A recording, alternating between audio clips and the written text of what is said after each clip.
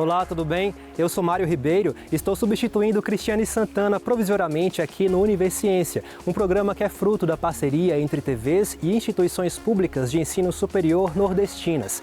Aqui a gente conhece as produções científicas que têm transformado a realidade de muita gente. Veja agora as pesquisas que vamos acompanhar hoje. Pesquisadores da Universidade Federal de Sergipe, em parceria com a Universidade de São Paulo, buscam respostas para a hipótese da resistência do Aedes aegypti a inseticidas. A sensibilidade do mosquito pode ser afetada por meio de um composto químico utilizado para repelir insetos. Cientistas da Universidade Federal do Ceará desenvolvem tecnologias para reduzir os impactos de um problema recorrente, principalmente entre os idosos, as quedas.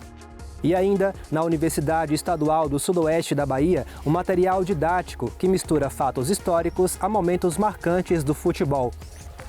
Isso e muito mais você confere agora no Universiência.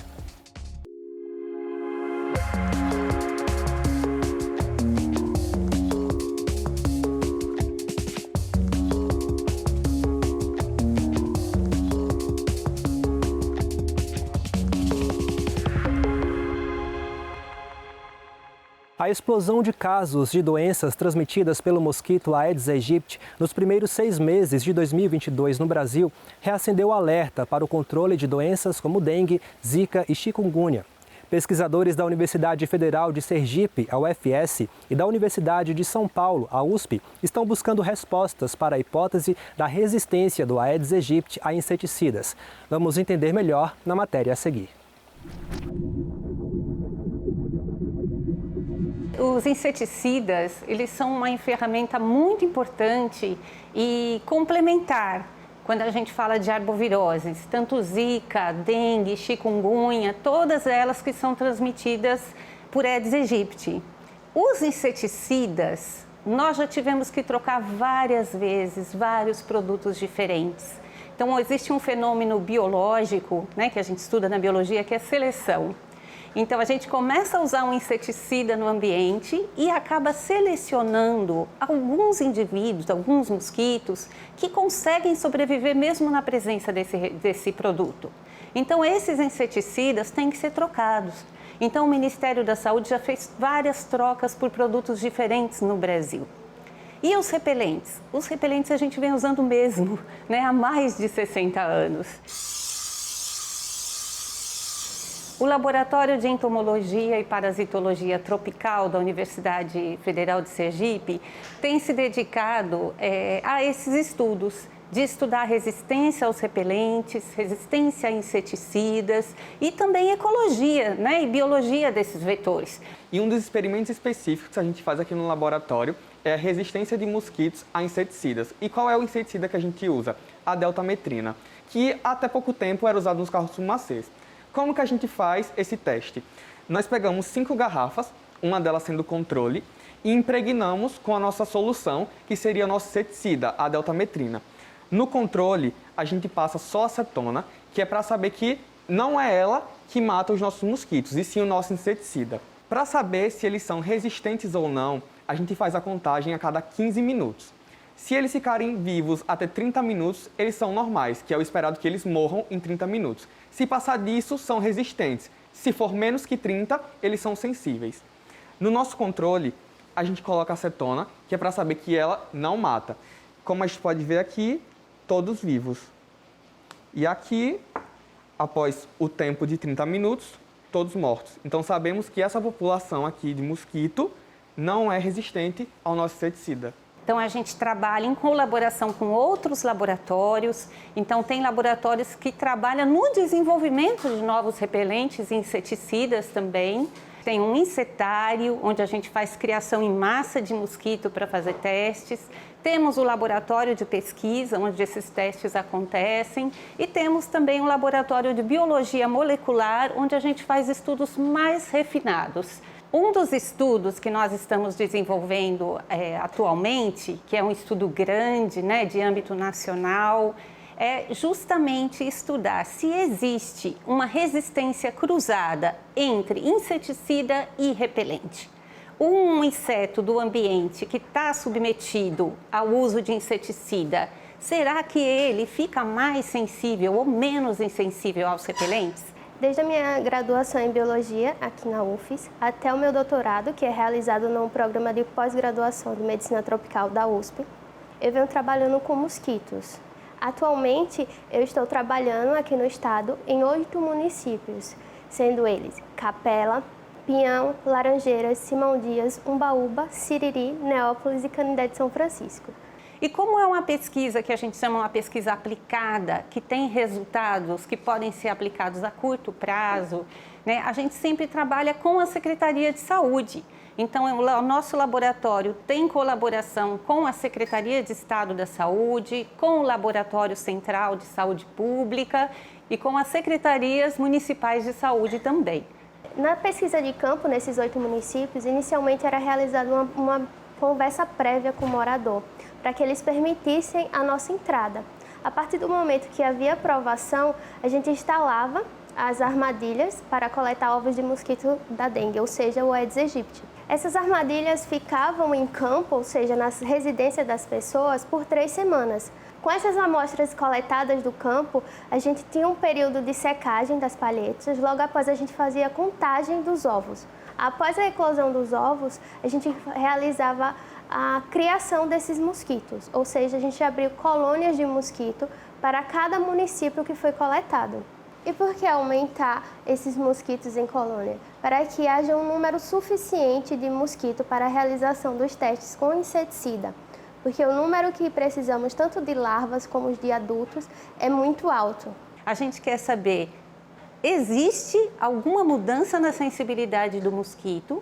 E se esses mosquitos que estão, né, aí na natureza, se eles respondem da mesma maneira que os mosquitos de laboratório, por exemplo? Se nossa hipótese for confirmada e mosquitos resistentes a inseticidas tiverem uma alteração na resposta ao DET, pode trazer prejuízos para a sociedade, porque o tempo de resposta do repelente pode ser alterado, ou seja, você passa, o repelente era para durar 1 hora, acaba diminuindo o tempo, ou tendo que haver um aumento na concentração desse produto no uso pessoal. Veja daqui a pouco, tecnologias ajudam a reduzir os impactos dos problemas provocados por quedas sofridas por pacientes em tratamento. É daqui a pouquinho, depois do intervalo.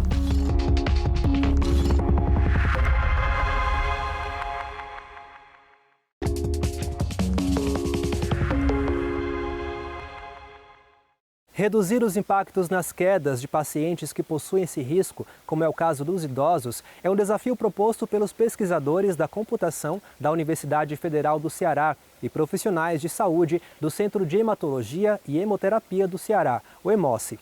Juntos, eles estão desenvolvendo tecnologias para reduzir os impactos dos problemas ocasionados por estas quedas, que podem trazer sérias complicações.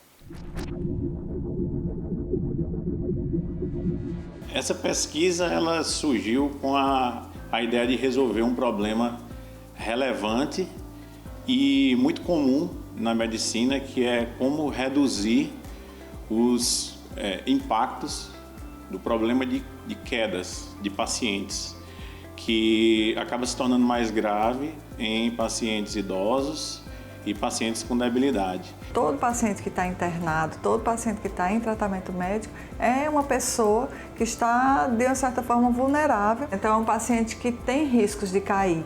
E a queda nesse paciente pode agravar a situação clínica dele, né, a doença que ele levou ele ao internamento, ou pode trazer outras complicações. Então, faz parte do protocolo de segurança do paciente ter ações institucionais de prevenção à queda. Uma vez a gente tendo esse problema, iniciou-se uma pesquisa de doutorado e uma busca por essas soluções. E uma vez que a gente já estava com o estudo mais avançado, a gente levou essa proposta para a empresa Huawei, que investe em pesquisa e desenvolvimento, e eles aceitaram, né, financiar o projeto para resolver esse desafio. Para isso, a gente precisava também de instituições ou profissionais da área de saúde que pudessem ajudar a validar essa solução. Então, para isso, a gente trabalhou junto com o Centro de Hemoterapia e Hematologia do Ceará. O EMOCE não é um hospital, né? O EMOCE tem ambulatórios, né?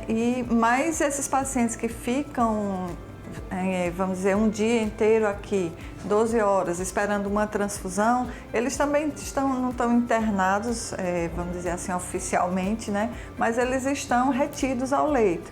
Então, é um paciente que a gente também teria interesse em ter alguma estratégia de prevenção de queda. E a gente tem também um grupo de pacientes que têm vulnerabilidade com relação a sangramento, que são os pacientes que têm coagulopatia, as pessoas que têm coagulopatia hereditária, os hemofílicos, né, principalmente, que quando caem, quando tem algum trauma, podem ter sangramentos que numa pessoa sem coagulopatia hereditária não aconteceria. E isso pode trazer repercussões mais graves para esses pacientes. A gente teve que desenvolver diversas soluções e melhorias nessa solução e testá-la e validá-la com o tempo, em várias sessões distintas de experimentação que aconteciam dentro do ambulatório do Hemossi em Fortaleza. A gente trabalhava na parte de modelar e executar, criar as funções que fossem úteis no dia a dia para as pessoas, que realmente não fosse só uma invençãozinha tecnológica, mas sim uma coisa que impactasse. A primeira abordagem que nós desenvolvemos foi utilizando uma pulseira como essa, um Smart Band, onde a gente utiliza os dados de acelerômetro, o paciente utiliza essa pulseira no braço e a gente tem um aplicativo para o celular. Essa pulseira ela fica comunicando o tempo inteiro com o celular e um modelo inteligente analisa esses dados em tempo real e notifica um cuidador, também utilizando o celular, que vai ter um aplicativo do cuidador. O segundo módulo que a gente desenvolveu foi utilizando já uma abordagem de visão computacional. O paciente não precisa vestir nenhum tipo de dispositivo. Uma câmera localizada em um corredor ou dentro de uma sala, dentro de uma casa ou até mesmo dentro de um hospital, ele fica sendo monitorado através da câmera e um modelo inteligente analisa a imagem da câmera e ao detectar a queda avisa também aos cuidadores que estiverem registrados para receber as notificações. Na busca por uma solução, a gente faz, como toda pesquisa acadêmica que a gente faz, a gente busca na literatura científica para identificar quais são as alternativas, soluções que já existem, mas a gente também tem um olhar, como ela é bem aplicada, a gente também tem um olhar do mercado. Quando a gente começou, não tinha muitas soluções e entram também outros aspectos quando a gente encontra alguma solução no mercado para a gente validar esse contexto. Por exemplo, hoje a gente já tem outras alternativas, soluções, mas são caras e inacessíveis para a população de maneira geral. Então, a gente tem um olhar de tentar baratear o custo, a gente tem um olhar de tentar ver o que é mais cômodo ou menos incômodo para o usuário. Então, a gente sempre tenta buscar uma mistura aí dessas soluções para tentar minimizar os contras, de cada um dos fatores. Ao final do projeto, nós já havíamos realizado os experimentos para fazer a validação, tanto com a solução de pulseira como com a solução utilizando câmera. Apresentamos esses dados para a empresa e fizemos a transferência de tecnologia. A empresa ela gostou da solução, ela ficou tão satisfeita com a solução que ela incorporou esse como sendo o case de saúde na área de 5G, dentro do showroom que a Huawei tem em São Paulo. O pessoal da engenharia, o pessoal da computação ele sabe como chegar à solução, mas ele não tem o problema, ele não entende o problema. E a gente tem o problema e não sabe como chegar à solução. Então essa interlocução é muito importante, essa multidisciplinaridade.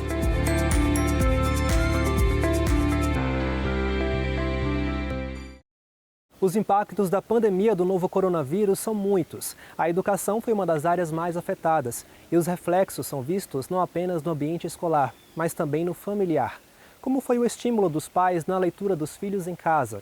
É o que busca responder uma pesquisa da Universidade Federal do Rio Grande do Norte.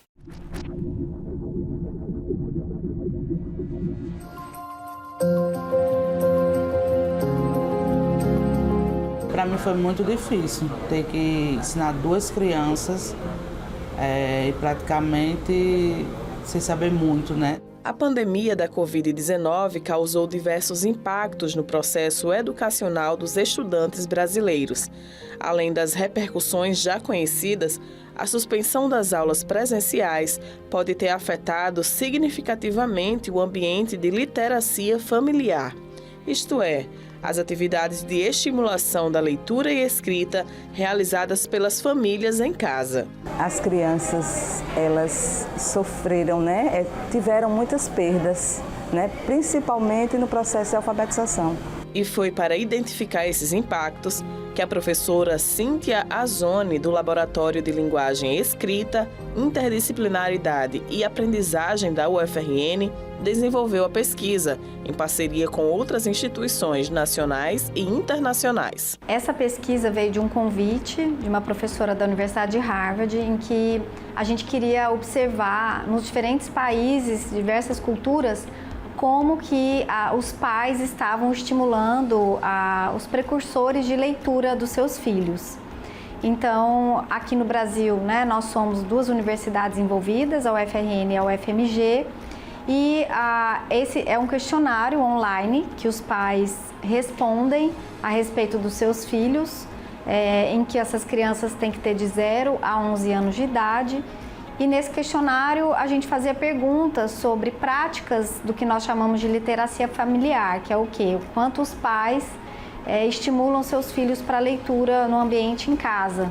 Nós investigamos no período da pandemia, então esse questionário ele perguntou como que essas práticas eram antes da pandemia e durante a pandemia. Então os familiares tinham que lembrar desses 2 momentos, antes e durante.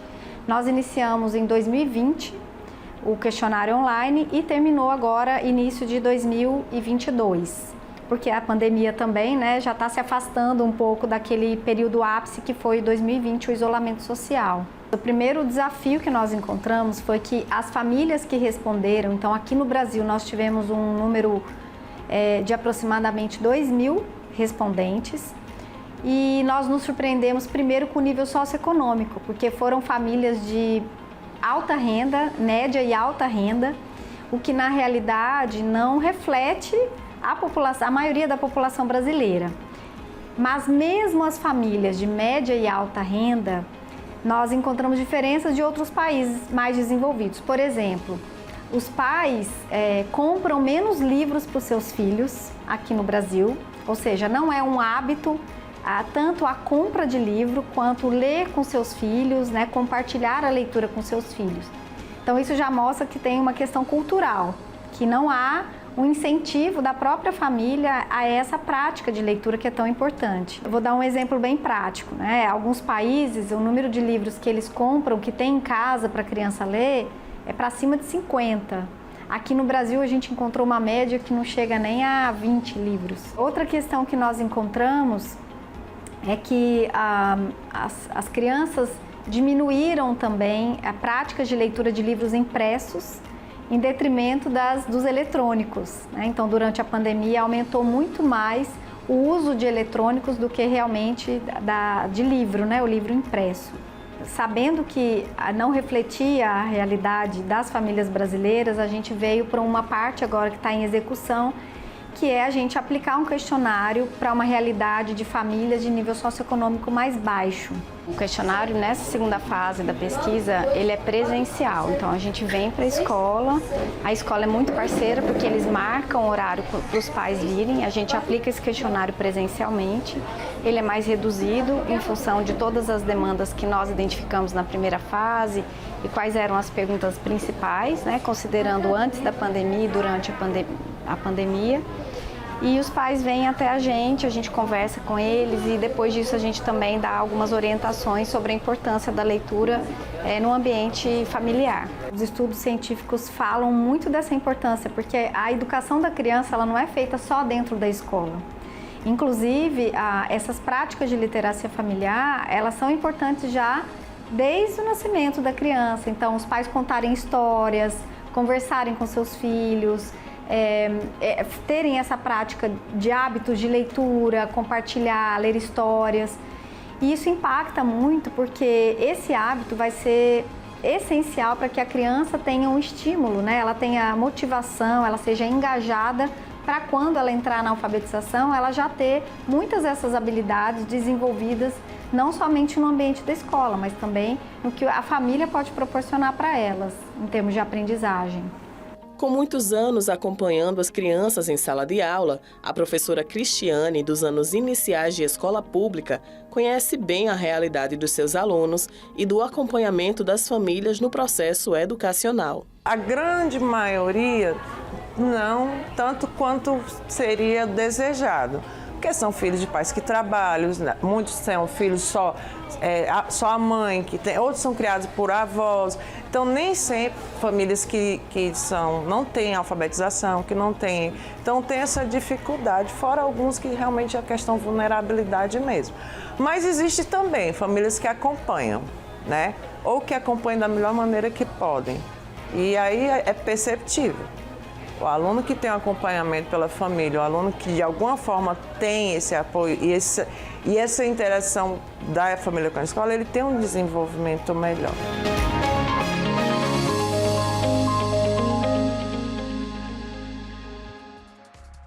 A seguir, um material didático que mistura fatos históricos a momentos marcantes do futebol. É daqui a pouquinho, depois do intervalo.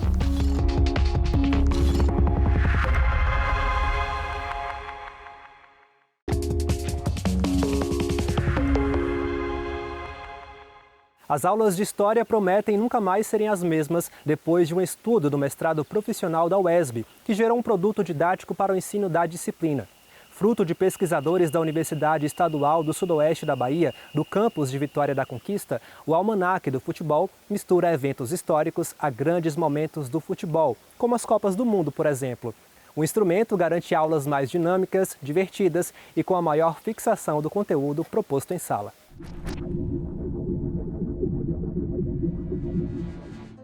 O título do trabalho é Futebol e Política. Não só se discute, como se estuda o futebol como mediação pedagógica para as aulas de História. Surgiu da minha própria experiência em sala de aula. Eu tenho 22 anos de sala de aula e em todas as escolas que eu já trabalhei, seja escola noturno, diurno, periferia, centro, ensino fundamental, médio, EJA, profissionalizante, o futebol é um tema recorrente entre os estudantes. Então, eu observei que quando eu conversava com eles sobre futebol, a aula fluía mais tranquila. Então, eu comecei a utilizar eventos do mundo do futebol para poder iniciar os conteúdos de história. O Almanaque, ele é o resultado do meu mestrado. Meu mestrado é um mestrado profissional. Ele é diferente do mestrado acadêmico, porque além da pesquisa, a gente tem que elaborar o que a gente chama de produto, que é alguma atividade que possa ser aplicada na sala de aula por outros profissionais. Então, a gente pensou no Almanaque como uma forma de ser utilizado na sala de aula para iniciar as aulas de História. A importância está na percepção que Iracema teve de que nós podemos usar diferentes linguagens, diferentes veredas, caminhos, para chegar até o aluno. Transformar a história, a aula de História, em algo atraente. E a grande percepção dela foi que uma das possibilidades ser o uso do futebol, uma temática que atrai toda a juventude, que ainda mais num ano como esse ano de Copa, né, atrairá mais ainda, que poderia ser um caminho para abrir o diálogo, para você discutir a partir do futebol, história, política e envolver o alunado nessa perspectiva. O professor já tem essa vocação, com o produto já faz essa ponte. É uma ciência que não estará engavetada, é uma ciência para ser vivida, utilizada pela sociedade. Nesses 22 anos, o que eu sempre escutei também, teve uma escola em particular que os alunos chamavam a disciplina de História de sonologia. Aí eu fui perguntar por quê. A gente tem filosofia, sociologia e depois sonologia. O que é sonologia? Aula de História, professora, dá muito sono. Aí eu fiquei pensando nisso, assim, como motivar esses alunos para que eles não tivessem sono durante a aula de História. E aí o resultado foi que os alunos e as alunas começaram a se interessar mais pelas aulas de História quando eu entrava com algum elemento sobre o futebol. O almanaque da capa ao final são 96, mas aí tem a parte são 96 páginas. Tem as referências, tem muitas imagens, tem muitas figuras, alguns documentos, né, algumas fontes. Ele está bem colorido, está bem ilustrativo, está atrativo, eu diria assim. Tanto para os professores como para os estudantes. E para os curiosos que gostam de história de futebol. No começo ele é mais light, eu falo um pouquinho sobre a história do futebol, sobre a história enquanto ciência. Aí a gente trabalha a questão de gênero, futebol feminino, que foi proibido no Brasil, né, durante o governo Vargas. Uma parte bem importante, assim, que é de uma história difícil, mas que a gente tem que trabalhar a questão do nazismo e do fascismo, e a gente pode associar com o futebol. E no Brasil, o regime militar, que se apropriou do futebol para fazer imagem do governo, e aí ficava aquele conflito, quem gostava de futebol não deveria gostar de futebol porque o regime militar se apropriou dele, ou o futebol também poderia ser uma resistência. A gente tentou diversificar bastante as linguagens, então tem indicação de documentário, que é mais pesado, mas tem indicação também de filmes. Tem um filme brasileiro bem leve, que é O Casamento de Romeu e Julieta, que fala da paixão de uma palmeirense com um corintiano, é uma comédia, mas é bem interessante. Tem desenhos, tem poemas, músicas, charges, então tem várias linguagens artísticas para tentar atrair o estudante. Muito criativo, muito apropriado. Ela conseguiu passar por um longo processo, por um longo período, digamos assim, de abrangência histórica, pegando desde meados do século XX, trazendo até os nossos dias, com bastante propriedade. E mostrou em cada momento, quando o poder de Estado se apropriou do futebol, era Vargas, o fascismo, o nazismo, também no momento atual, mas também mostrou outro lado da moeda. O futebol enquanto um elemento de agregação e de contribuição para a resistência ao Estado autoritário. Um exemplo disso é a memorável democracia corintiana, do saudoso Sócrates, do Casagrande, do Vladimir, uma experiência maravilhosa e um momento bastante difícil da história brasileira, no final dos anos 70. E tudo isso a Iracema conseguiu resgatar e trazer para a sala de aula. De fato, aquela conversa do futebol que no meu tempo, na segunda-feira o professor reprimia, na verdade, Iracema abre, permitindo essa discussão e essa interação com o aluno. Eu espero que sim, que possa contribuir, que possa ajudar meus colegas nessa tarefa de dar aula de história, ainda mais num momento tão difícil que a gente vive de negação da ciência. Muitos não consideram mais a história como uma ciência. Então, eu espero que consiga melhorar a qualidade do ensino de história. Ele pode ser encontrado no site da UESB, no repositório de dissertações do Prof. História, e também no Ciência na UESB. Você pode baixar, tem uma matéria e no finalzinho tem um download. Tem um site para fazer o download.